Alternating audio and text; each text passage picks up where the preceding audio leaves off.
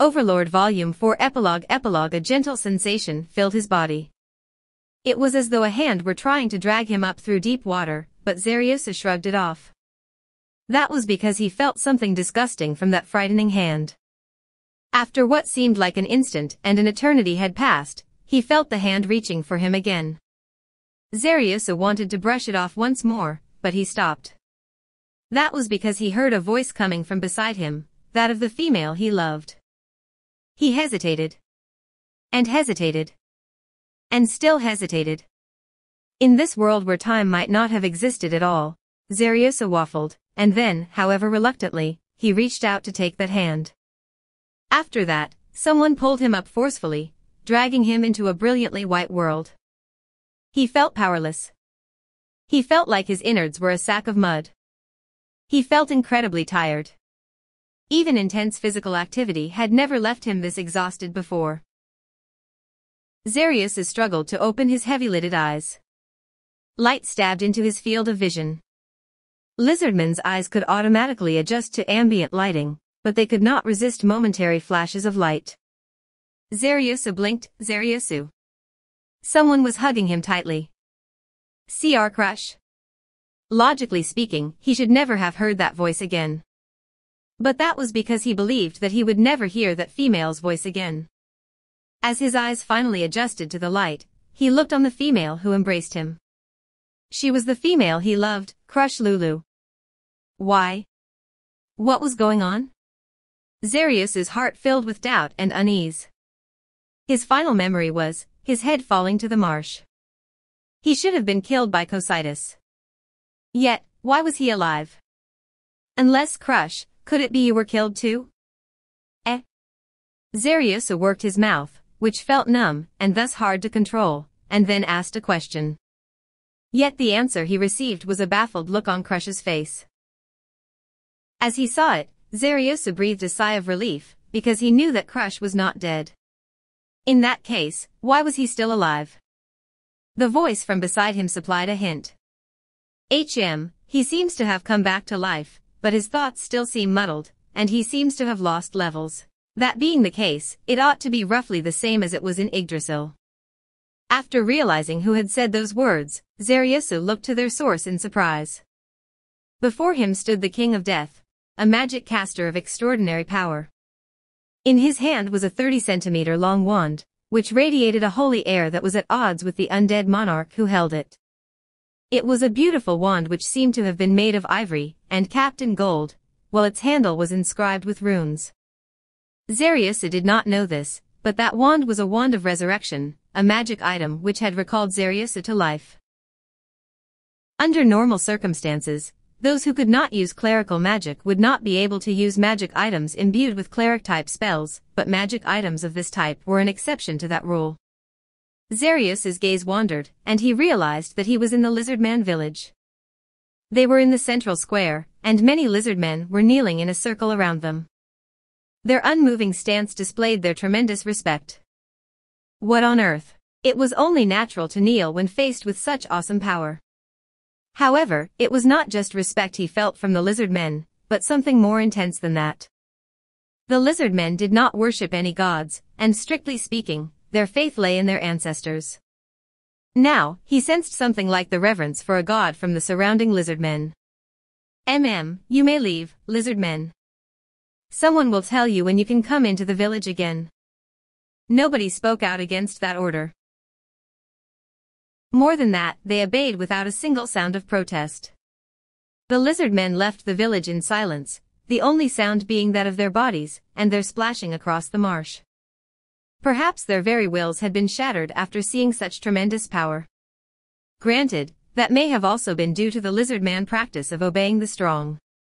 In other words, everything was proceeding as Ains had planned it. Aura, are they all gone?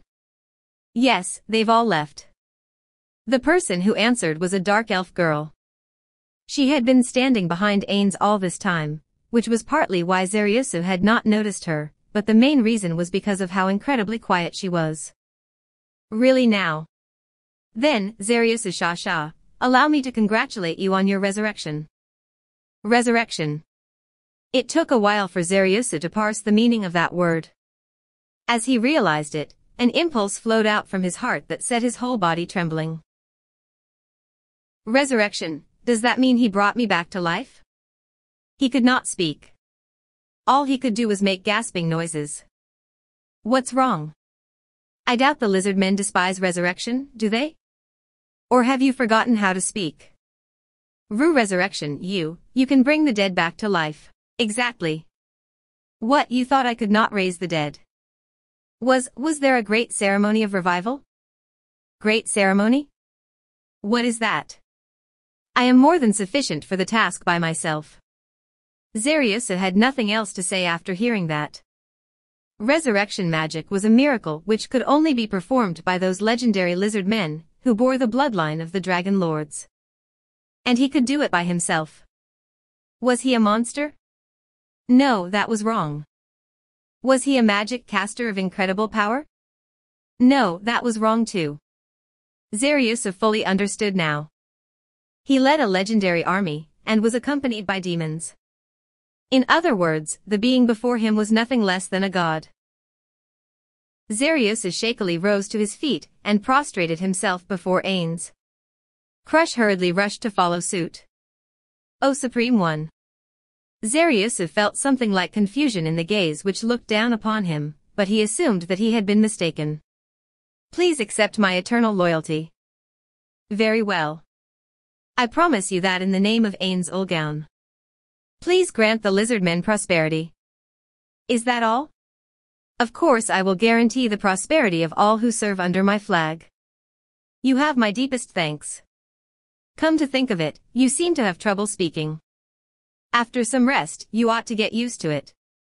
For now, take time to recover. There are many things which need to be decided, and the most important thing is how to take care of this village. You may contact Cositus about matters regarding that. After saying so, Ains prepared to leave. However, Zariusa still had something to ask, a question which needed to be answered right now. I pray you will wait, but what of Zenburu and my brother? Their corpses should be nearby. Ains indicated the outside of the village with a jerk of his chin, just as he was about to depart with Aura. May I ask you to resurrect them? There does not seem to be any benefit in doing so. Then, why did you resurrect me? Zenburu and my brother are strong. They will surely be able to help you. Ains studied Zariusa, and then shrugged. I shall think about it. First, I shall preserve their bodies, and then I shall consider it. Ains' robe swished as he walked, indicating that the conversation was over. Aura's voice trailed off as she said, that Hydra is really cute. Zariusa finally recovered from his prostration, and let his body go slack. I escaped with my life, or perhaps I should say that I came back to life. He had no idea how they would be ruled in future. However, if they could show how useful the lizard men could be, it should not be too bad. Crush, Anija, it's fine. We'll worry about that later, all right? For now, you need to rest and recover from your fatigue. It'll be fine. I can still carry you. Please do. Zariusa lay down and closed his eyes. The desire to sleep assaulted him, as though he was ready for bed after a long day's hard labor. As he savored the gentle sensation stroking him, Zariusa's mind sank into the darkness once more. Clone. New paste. Few persons can be made to believe that it is not quite an easy thing to invent a method of secret writing which shall baffle investigation. Yet it may be roundly asserted that human ingenuity cannot concoct a cipher which human ingenuity cannot resolve. Edgar Allan Poe.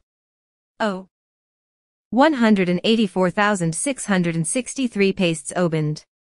Based on an original idea from sebsavage.net. Sam and Max.